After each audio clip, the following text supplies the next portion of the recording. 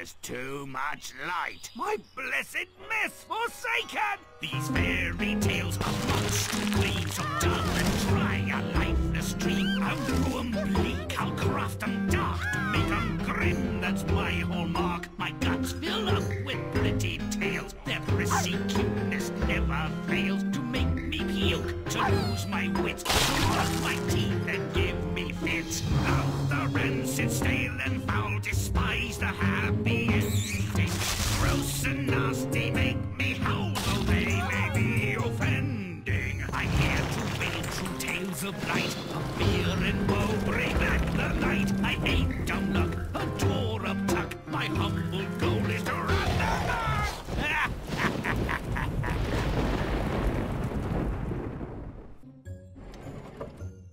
In this version of the tale, the resourceful Piper appears as a benign and insipid camp counselor, and the feral rats are pets. Not in my world, thank you very much. They carry lethal parasites, breed like rats, bring interminable disease and destruction. Warning, this is a build alert. Hamlin here is a pretty little town with a huge rat problem. But don't tell the mayor or the townspeople. The mayor is trying to turn an infestation of malignant vermin into a wholesome, cuddly family attraction. They're so clever and very sweet. Take home several. They're self-sufficient and make practical pets. Pet's my Aunt Fanny. Would he take tarantulas to bed because they're warm and fuzzy? And their dark meat is extremely tasty. Ah, an appeal to the meaner instincts. Pets or food? Often an effective ploy, base creatures that we are. I see your problem, Mayor, and for the small stipend of gold you mentioned, I'll solve it for you. Finally, the mayor shows a scrap of sense. He negotiates a deal with a piper who has a distinguished record for rat removal. The piper's siren song leads the rats from the town. I was counting on strains of "Show me the way to go home." Marvelous activities, a really big wheel, and smaller ones, and a very tiny one, and they all go around. Endless supply of waste material, and a sewer for 5,000 of your closest friends. You might as well offer matches to pyromaniacs. These rats were perhaps not as clever as some, but they were moved by his inducements. Imagine! They all jumped onto the barges. Now the piper appears to have solved the town's rodent problem, as agreed. But the mayor is apparently trying to stiff him. We had an agreement. I rid Hamlin of the rats. Pay me now, or suffer the consequences. The rats left of their own volition. You knew they would. You tricked me into making a bad bargain. Now here's a difference of opinion that should have resulted in bloodshed. But no, the piper's thinking, I'll pluck this chicken another way. He hatched a plan and waited for a holiday. Family Celebration Day finally arrives, and the patient piper presumably has vengeance on his mind. Your children are unable to resist this tune, and you are unable to help them. They are, in a word, mine. What'll he do with all these brats once he gets them inside? They'll want to eat and drink, then get sick, stop for toilet breaks, won't shut up with questions, and he's still got no money, and the mayor's still standing. Is this anybody's good idea for taking revenge? Come, children. Do the piper dance. Since the parents don't care where their kids have got to, why should we? Unless there's something indecent going on. What are this man's intentions anyway? Nothing good, I'd venture, but it's a mystery.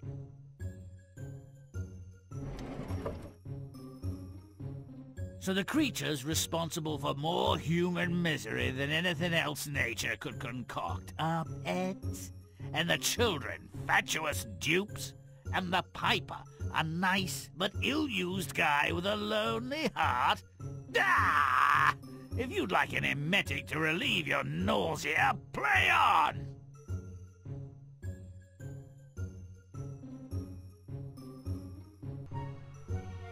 The town of Hamlin is beset by rodents.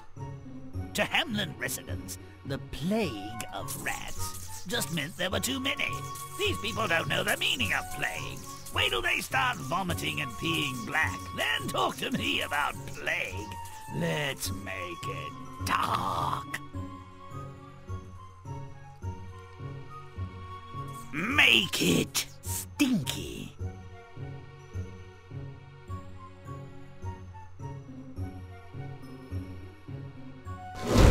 Charge! And make it vile we shall indeed. Welcome everyone back to American Mcgee's Grimm. This is the Pied Piper of Hamlin. I'm your mad host as always, and well, it's time to begin with a little play. What better way to start off a story than a good old-fashioned bubonic plague? Since the people of Hamlin just believe a plague of rats, or they seem to think just a plague is just too many rats, as Grimm would say. They don't know what a real plague is by any stretch of the imagination. Oh, no. Real plague is when a third of your entire population of continents are dead. Plague is when you watch good families locked away in houses because they are sick and ill in order to protect others. A plague is when someone is forced to die a very slow, miserable death, only wishing for death's sweet release at the last, and is only granted it at the last painful moments. That is a plague. And we are going to give this to good old Hamlin here. Let's get this over with. Because they don't know better. Nor will they probably ever will.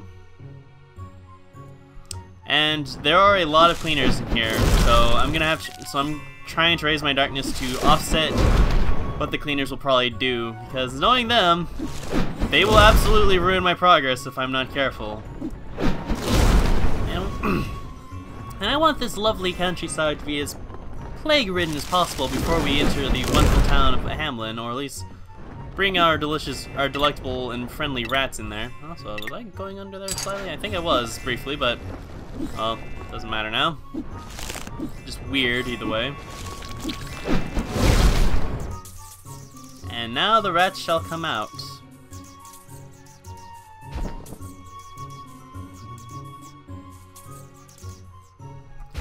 And basically, we have nine of these holes to pretty much bring up in order to fully break down the walls of Hamlin. Let's get these two down the way. Just help out. Now.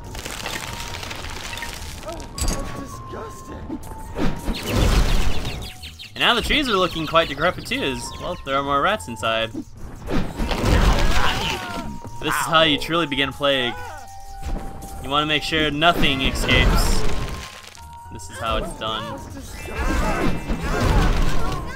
I'm sorry, cleaners, were you trying to escape my woods?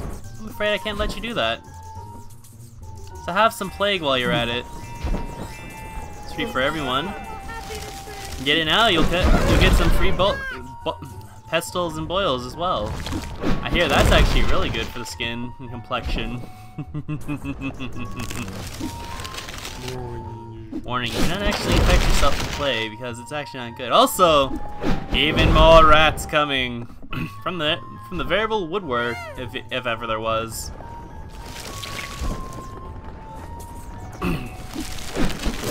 But yeah, this is probably my other favorite tale next to the Master Thief. This is probably one of my other favorite tales, actually. And also, I just love the music that's played in this more so. I'm sorry, were you all trying to run away? I'm sorry, I can't let you do that.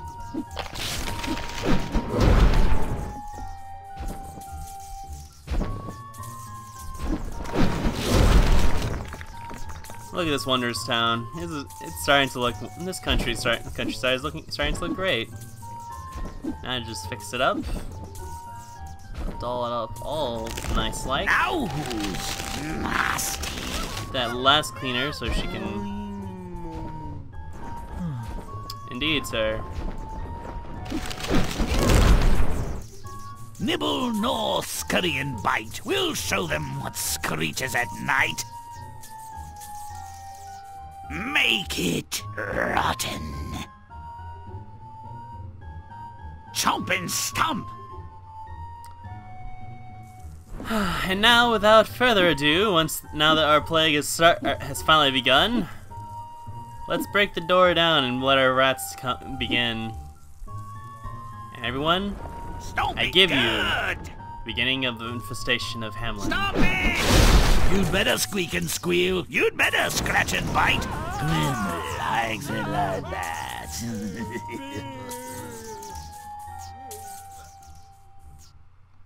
And we will continue on this plague in the next scene, so let's continue. The piper offers to rid Hamlin of its infestation. Why offer when you can extort? Let's help the man make a rotten deal.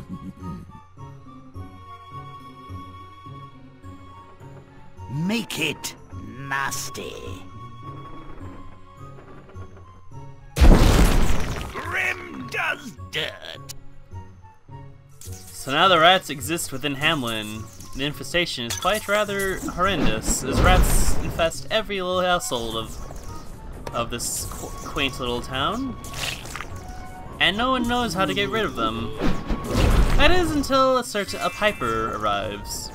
No real man of consequence. He comes and offers a solution to the town. For a reasonable price, he'll get rid of the rats. But, well, Now I'm gross. how can you make a deal like that actually worse? How can you make a deal go from just something of good intention to, well, flat out extortion? Because we know that the mayor is gonna try to stiff him up, so we might as well make it as close to possible. And also, a fun little detail that happens here once you get to the point. Grimm does kind of zoom out a bit while you're sicking more rats onto the very townspeople, making their houses literally filled to the brim with the vermin. Quite a lovely touch, really.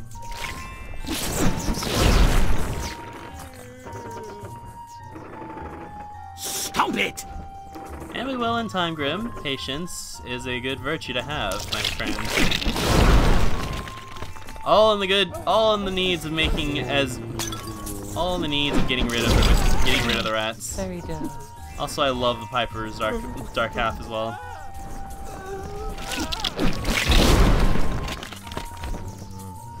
Run, run as fast as you can. You cannot escape from the rats, for they are already here. The rats are here and they're here to stay. So come on, come all, embrace the vermin. Take in the plague and breathe in the toxins. Feel it fester within you and kill you kill you slowly. You'll be wishing death was a fast fate. You would wish it, but it will never come until it is finally ready.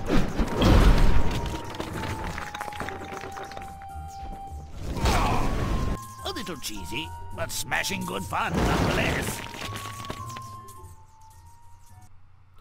And that was scene 2. Unfortunately, the secrets are actually kind of difficult to find. I've never really been able to collect all of them, so I don't know where they are. So if I stumble upon them, you'll know. And if any of you guys know where they are, by all means, tell me. I'm curious to hear. But that said, let us continue on with this epidemic in the next scene. The piper's tune lures the rats away from town. Seems a bit cheery for a death march. Let's make this procession darker. Make it rotten. Let's grim it. And yes, now to fully make this, now the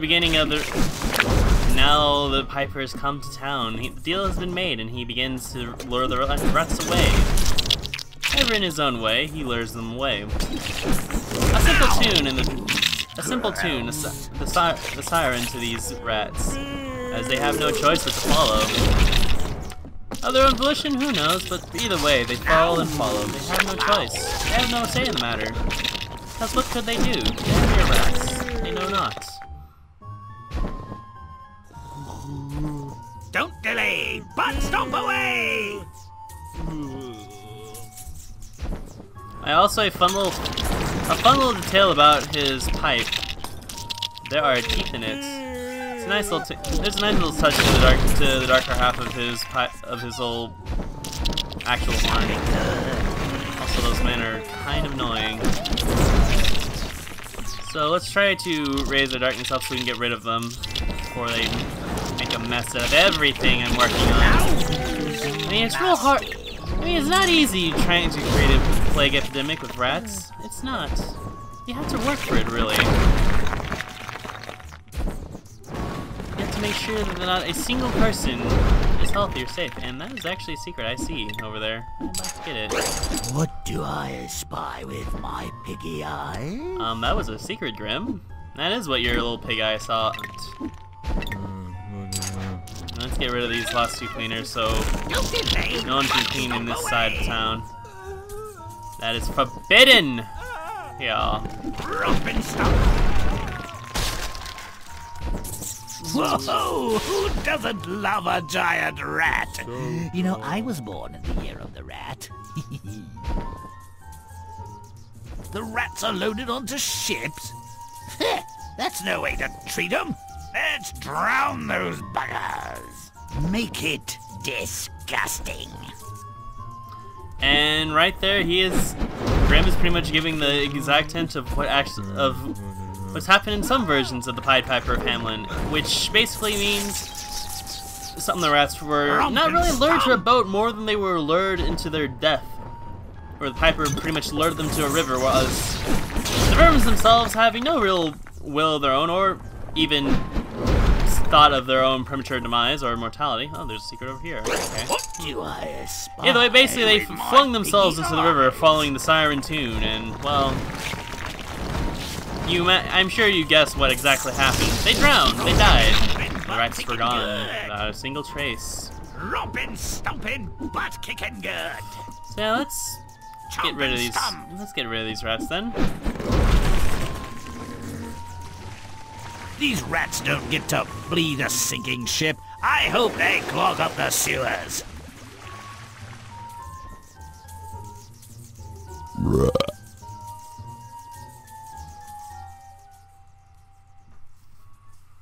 And to clarify, that burp was actually Grimm, not me.